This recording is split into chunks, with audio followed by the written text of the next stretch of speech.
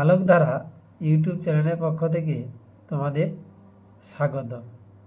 আজকে আমরা ক্লাস 6-এর ইতিহাস তৃতীয় পর্যায়ক্রমিক মূল্যায়নের দ্বিতীয় স্কুল আজকে আমরা করব। তবে যারা এখনও পর্যন্ত প্রথম স্কুলটা দেখনি তারা সাবস্ক্রাইব করে প্রথম স্কুলটাকে একটু ফলো করলে পরের স্কুলটা দ্বিতীয় স্কুলটা তোমার বুঝতে সুবিধা হবে। এখন আমরা শুরু করছি।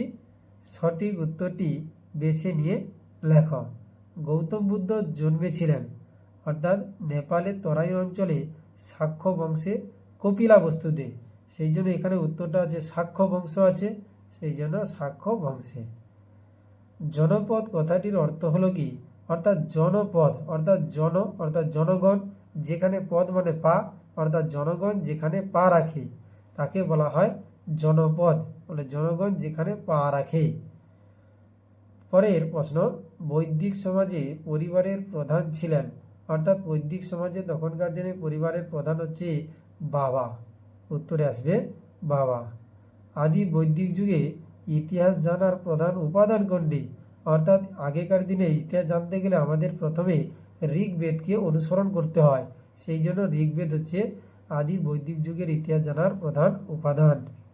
চালুক্য রাজা দ্বিতীয় পুলকেশী সভাকবি ছিলেন অর্থাৎ দ্বিতীয় পুলকেশীর সভাকবি ছিলেন কেবলমাত্র রবিকীর্তি।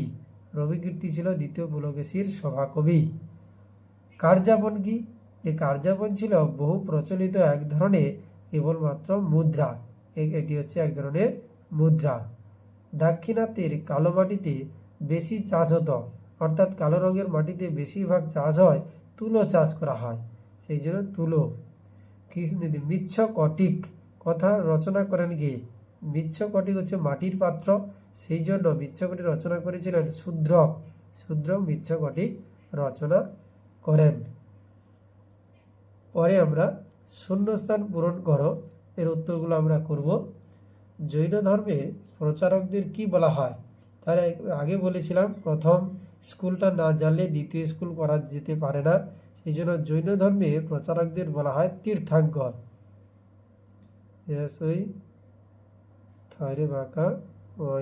তীর্থাঙ্কর। পরের প্রশ্ন, বুদ্ধের মূলত 4টি উপদেশকে কি বলা হয়? উত্তরটা হবে আর্য সত্য। আর্য সত্য। বড় পাথরের সমাধিকে কি বলা হয়? উত্তরটা আমরা এখানে করতে পারি মেগালিথ।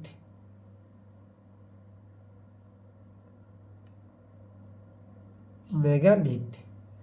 ঋগ্বেদের রাজা ছিলেন কি? ঋগ্বেদের রাজা ছিল পরিবারের প্রধান, অর্থাৎ ঋগ্বেদের রাজা হচ্ছে, রাজাকে কি বলা হবে? রাজাকে হচ্ছে ঋগ্বেদের রাজা হচ্ছে সুদাস।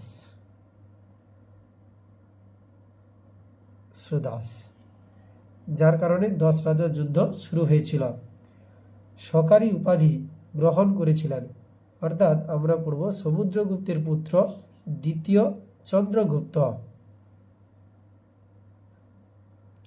দ্বিতীয়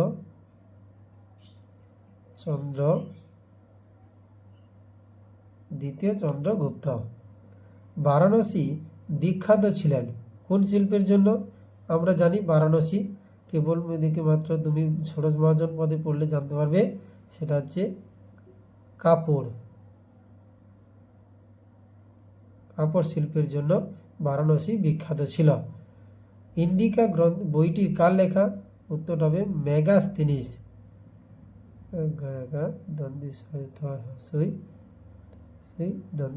মেগাস্থিনিস। সূর্য সিদ্ধান্ত গ্রন্থটি কার লেখা? উত্তর হবে বরাহমিহির।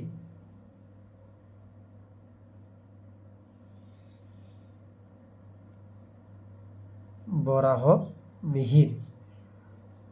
পরের প্রশ্নে আমরা যাব ঠিক ও ভুল নির্বাচন করো, এগুলো বেশিরভাগ সময় পড়ে। পরবর্তী বৈদিক সমাজে বর্ণাশ্রম প্রথা ছিল না।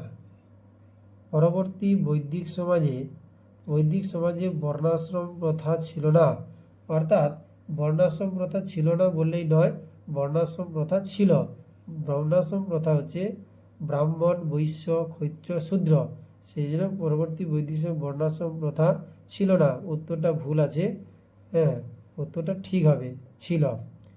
বৈদিক যুগে ঘোড়া ছিল অন্যতম পশু, উত্তরটা কিন্তু ভুল, ঘোড়া কিন্তু অন্যতম পশু নয়। কুষাণ বংশের শ্রেষ্ঠ রাজা ছিলেন কনিষ্ক, উত্তরটা হচ্ছে ঠিক।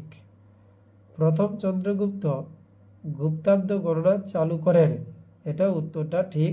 320 খ্রিস্টাব্দে গুপ্তাব্দ গণনা, এটা 320 বা 21 খ্রিস্টাব্দে গুপ্তাব্দ গণনা শুরু হয়েছিল, উত্তরটা কিন্তু ঠিক।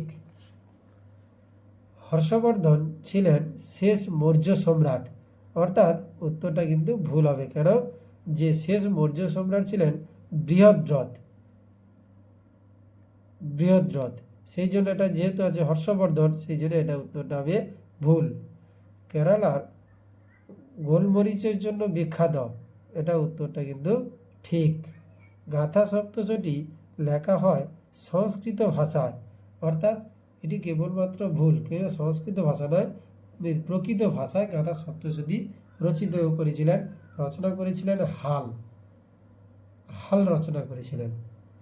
10 কুমার চরিত্র, এর লেখক হচ্ছে দণ্ডী, উত্তরটা কিন্তু ঠিক। এবারে আমরা বাম হস্তের সঙ্গে ডান হস্তে মেলাও। এই বাম হস্তের সঙ্গে ডান হস্তে মেলাতে গেলে আমাদের জানতে হবে এখানে 4টে রয়েছে, অপোজিট সাইডে ডান স্তম্ভও 4টে রয়েছে। তার সঙ্গে প্রথমে যেটা আমাদের কাছে মনে সহজ হবে সেটা আগে আমাদের মেলাতে হবে, তাহলে পুরোটা মেলানো সম্ভব, তাড়াতাড়ি হয়। যেমন আমরা দেখি যে কালিদাস, আমরা সবাই চিনি কালিদাসের লেখা একটা গ্রন্থের নাম কি? মেঘদূত, দেবী চন্দ্রগুপ্তম, তাহলে মেঘদূত হচ্ছে কালিদাস, তাহলে এটা সহজ হলো। এরপর যে আমরা দেখব কি মুদ্রা রাক্ষস কার সঙ্গে যুক্ত হবে? বিশাখ দত্তের সঙ্গে মুদ্রা রাক্ষস আর দেবী চন্দ্রগুপ্ত, এই দুটি ছিল। এরপর যে পঞ্চতন্ত্র আমরা জানি বিষ্ণু শর্মা হচ্ছে পঞ্চতন্ত্রের হচ্ছে বিষ্ণু শর্মা। এরপর যে মণি মেখলাই লাস্টের যেটা পড়ে রয়েছে তামিল মহাকাব্য মণি মেখলাই। এবার হচ্ছে বেমানান শব্দটি খুঁজে বের করো, অর্থাৎ আমরা দ্বিতীয় পরীক্ষাও পেয়েছি এরকমভাবে অনেক কোশ্চেন। বেমানান শব্দটি কাশী, মগধ, অবন্তী, অসমক, অর্থাৎ এর মধ্যে হচ্ছে অসমক। কেন অসমক? এটা কেবলমাত্র 3টে হচ্ছে কাশী, মগধ, অবন্তী হচ্ছে উত্তর ভারতে, কিন্তু অসমক হচ্ছে যেহেতু দক্ষিণ ভারতে, সেই জন্য এটা হচ্ছে বেমানান। আলেকজান্ডার, সেলুকাস, কনিষ্ক, মিনান্দার, এখানে আলেকজান্ডার, সেলুকাস আর হচ্ছে কেবলমাত্র হচ্ছে মিনান্দার, কিন্তু এর মধ্যে কনিষ্ক কিন্তু বেমানান, এই জন্য কনিষ্ক। কিন্তু তাম্রলিপ্ত ও কাবেরীপট্টনম, চন্দ্রকেতুগড়, ইন্তু, তাম্রলিপ্ত, কাবেরীপট্টনম, চন্দ্রকেতুগড়, এর মধ্যে কেবলমাত্র ইন্তু। কেন? ইন্তু কথার অর্থ হচ্ছে গরমের দেশ, সেই জন্য ইন্তু হচ্ছে বেমানান।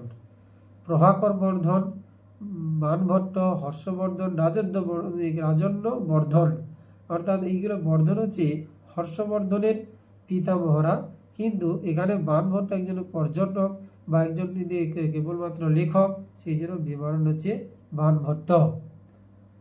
এক কথা এখানে এরপরে বলেছে যে এক কথা উত্তর দাও, এগুলো তো লেখা প্রশ্ন। যেমন বৃহস্পতি, নিষ্ক, একলব্য কার শিষ্য ছিলেন? পঞ্চম মহাব্রত কে প্রবর্তন করেন? বোধি কথার অর্থ কি? বোধি। শিলাদিত্য উপাধি কার রচনা? অর্থাৎ এগুলি কেবলমাত্র যদি আমরা করি, পঞ্চম মহাব্রত কে প্রবর্তন করেন? যে মহাবীর।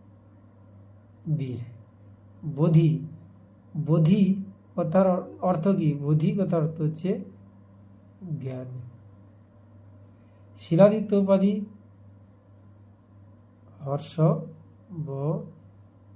হর্ষবর্ধন। একলব্য কে ছিলেন?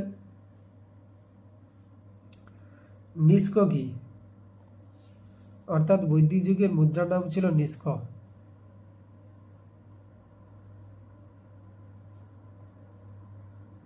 যুগে মুদ্রা। বিশ্বপতি অর্থাৎ বিশপতি মানেই হচ্ছে কি, বিশপতি কি, জমিদারদের বলা হয় বিশপতি। একলব্য কার শিষ্য ছিল? অর্থাৎ হিরণ্যধনুর পুত্র ছিলেন একলব্য। একলব্য কার শিষ্য ছিলেন? যিনি তার আঙুল কেটে দিয়েছিলেন হিরণ্যধনু।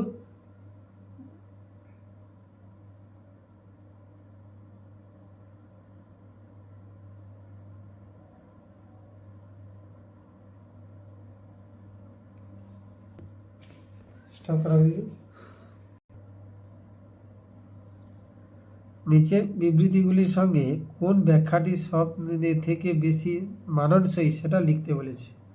এখানে হচ্ছে বিবৃতি রয়েছে, এখানে ব্যাখ্যা 1, ব্যাখ্যা 2, ব্যাখ্যা 3 আছে।